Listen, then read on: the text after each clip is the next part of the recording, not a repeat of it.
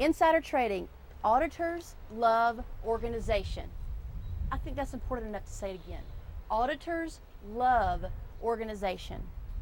These people are organization detailed minded, amazing people.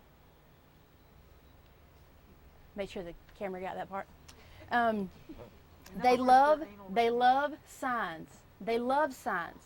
In a packing facility, they want a sign when they drive in. They want some sign that says visitors go to the office with an arrow showing where that office is. Once you get to the office, they want a sign on the office saying office. When you walk in the door, they want a big sign in front of you saying all visitors must sign this book. And then they want a big sign over the sign-in book where you sign it. They like signs. Once you get into the field, they want a sign that says authorized personnel only, public not allowed, anything like that. They want a sign in all the porta-johns that says wash your hands before you go back to work. They want signs. They like signs. They can be homemade signs. They can be store-bought signs. They could be signs that you go and have specifically made for your operation. Signs. Keep that in mind. Okay, color coding, signs and color coding. This is two things in one. In a packing operation, they like to see all of your cleaning equipment when it comes to brooms and mops and things like that. Color code them. Okay, you can either paint them. You know, all the red ones are for the bathroom use. All of the blue ones are for anything that's outside. All of the green ones may be for use in the packing facility. You can paint the handles. You can use electrical tape. Dollar General right now has perfect brooms and mops and things like that. They're plastic handles. They've got plastic bristles, and they've got a rainbow of colors that you can choose from. They're perfect. So once you decide what your color code's going to be, they want you to put it on a sign. Okay? Put it on a sign. And then the last thing, actually it's not the last thing, no eating and drinking signs throughout the facility and throughout your fields, or in your fields rather. Again, they love organization. On all of your trash containers, write the word trash on them. They could be spray painted, it could be a sign. Be sure that trash is in English and whatever other language is primarily spoken in your operation. Spanish, the word for trash is basura, B-A-S-U-R-A, and that's about all I know. Keep everything off the ground, getting off of signs. Keep everything off the ground in your facilities and out here in the field. Any boxes, keep them off the ground. Either keep them on a pallet. When you get a pallet of boxes, before they're put together, you've got that broken down box on top of them. Take that broken down box, put it on the ground, and then put them on top of it. Keep everything off the ground. Stickers that you may put on your produce, packaging, boxes, even brooms, mops, and shovels. Once you get finished using them, they want you to put them somewhere off the ground. You can hang them on those little hooks. If you've got a 50-gallon bucket, you can put them in upside down. Keep them off the ground. And of course, keep your produce off the ground.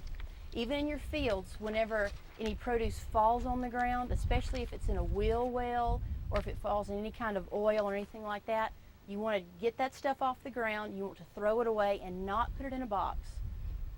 Okay. And the last part of insider trading is they like lines. So in your packing facilities, draw lines on the floor with yellow, red, blue, whatever color paint you choose to delineate barriers. They like sign-in logs. They like visitor name tags. And then the last thing that you need to do to get ready for your auditor is to get to know any special field or packing practices for your commodity and or region. Tomato growers, even though we are not in Florida, you need to be familiar with what's going on in the Tomato Florida Committee and their food safety organization that's going on there. Most likely that will be adopted nationwide in the not too distant future. Anybody that's growing leafy greens, you need to know what's going on in California with the leafy green food safety that's out there. Melon growers are the same way. Be familiar with what's going on in other places. Okay, school's in. Training is key. All of your workers, including yourselves, need to be trained. We've got, we have worked, actually Cornell has put together a National GAPS program, and they've come out with these handy dandy food safety trainings. They're not expensive at all. They're in English and in Spanish, and each one takes about 10, 12 minutes. They even have upbeat music. So I encourage y'all to look into this. Work with your grower organizations as well as Diane and any other organizations that you're with. What we as an association did, we got a grant, and we went to them and said we want to get this specifically for our farmers. The only thing they did was put our logo and the grant's logo on the outside of the sleeve, and we gave this out to all of our growers. They're now coming out with this one specifically for the field hygiene and safety training. They're now coming out with one specifically for the packing facility in the next week or two. We're planning on doing the same thing with that. Hopefully we can put 2 on 1 and be able just to give y'all one DVD and you've got it. But look into what other people are doing, and if you can't get it from other organizations, see if you've got an organization that would be willing to do that if they've got some money. There's a lot of money coming down in the Farm Bill. There's a lot of money coming down with USDA, and that money is specifically for food safety. Okay, specifically, yes, sir. You put that on the internet to download it? This? We have not, because it is their proprietary information, but you can order it off the internet. Or, you know, if you became a member of the Georgia Fruit and Vegetable Growers Association, we'll send it to you. Just thought I'd throw that out there. Okay. There's also some other information that feel free to look for. NC State actually came out with this fantastic hand washing video or DVD. It's actually for kids, but she does a great job. So if you need some specific training for your workers on hand washing, we've got that. You can get that. It's NC State. But please take a look at some of the stuff that's going on over here. And then the very, very last thing, food safety is an integral part of any produce organization, okay? Any, no matter what you're growing and how much you're growing, it's integral. Food safety programs are dynamic in nature and they require ongoing review.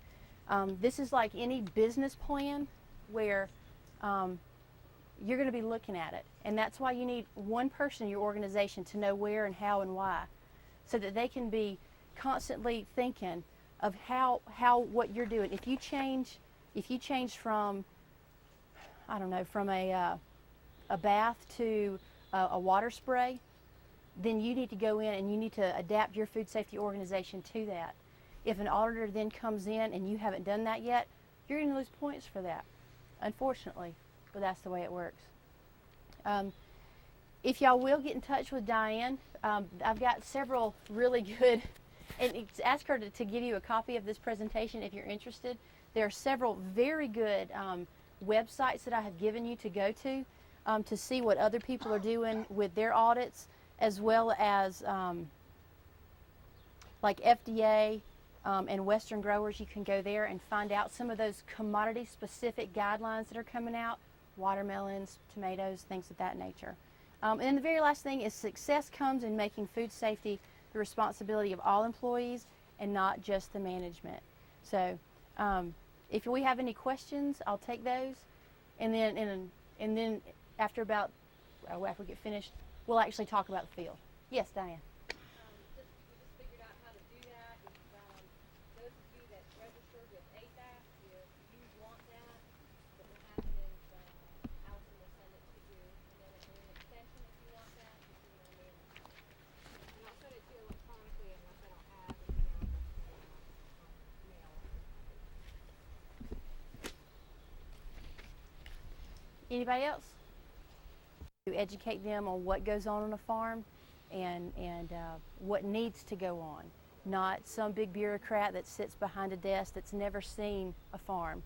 We are there at the table. We've got our several Georgia growers on those committees. As for a timeline, as I said this morning when I was asked the same question, I think it will be at the latest within the next 5 years. but I think more realistically, it will probably be 2 to 3 years. It may even be that several components come into law, such as a traceability aspect with the tomato/jalapeno salmonella outbreak that nobody can seem to figure out. And then with the spinach as well, since it took so long to pinpoint where that was and all that.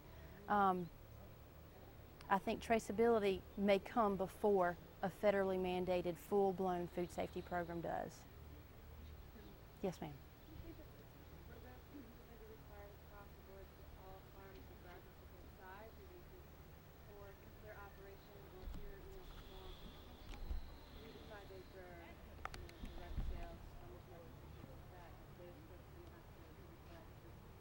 Okay, the question was, do I feel like this is going to be federally mandated to all growers across the and all commodities, or will there be maybe caveats for smaller growers? I think it will be mandatory across the board, and I do not think that there will be any smaller growers. And the rebuttal to that was why not, or the follow-up question was why not. My follow-up and what they're requiring. Right now, as I said before, this is a voluntary program, but there are some large retail organizations that if you sell to them, you have to be food safety third-party audited. And then a lot of them are going even further and saying you have to use XYZ audit or one of our people. So they're not just saying go out and get an accredited certification. So, yes, sir. A lot of larger institutions now are requiring expensive insurance policies also. Mm-hmm. One of the buyers yesterday, Harris Teeter, told me they're requiring $5 million for their employees. So that's a lot of smaller growers just can't, even though they're local, buy locally. Yes. Yes. Can we turn this microphone off real quick? Okay. Here's this huge food safety certification thing out of Australia that is HACCP-based, which has nothing to do with produce. And they're saying you've got to get this done. AIB certified. Now you've got to have USDA certification. I was at a place the other day where there were 5 different certifications. You're not getting any more for your produce, and that's unfortunate. So we're trying to come up with one universal food safety organization that we can live with, one that is going to be practical. Yes, sir.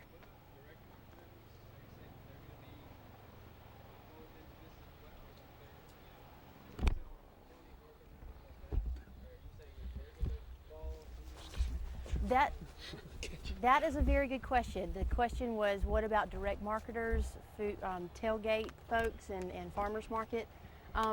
That is actually one of the areas that we've had conversations about and have yet to come up with an answer. Because a lot of those sales, first of all, they're gotten through cash sales, so there's really not a traceability there. And then once it leaves that tailgate, there's no traceability from there. So that is a very good question that does not yet have an answer.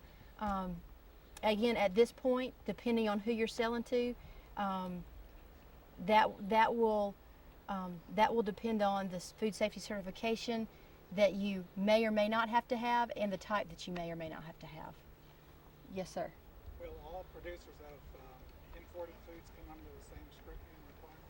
We hope so. That falls under USDA, I think, and right now what we're running into, as they always have, under budget, under staff, and they can't do it all. And that's also something that a lot of my guys are griping about, is because we'll import something, they don't have to do the things that we have to do. So. One more question and then we'll field it. Yes? So direct marketing, you're saying, this can't be traced if you sell it to someone at a farmer's market, but is that any different from if Walmart sells it to some random person? It is a little bit different. It's no different in that they do not keep keep track of Mary Jane from, where are we? Where am I today? Hayesville. Okay. Haywood, okay. Mary Jane from Haywood County bought XYZ produce. They can't do that. However, Walmart and other larger retail organizations are large enough that they can get the attention of FDA, they can get media attention and say, we're voluntarily recalling this produce. If you bought it between these dates, please bring it back to the store, we'll refund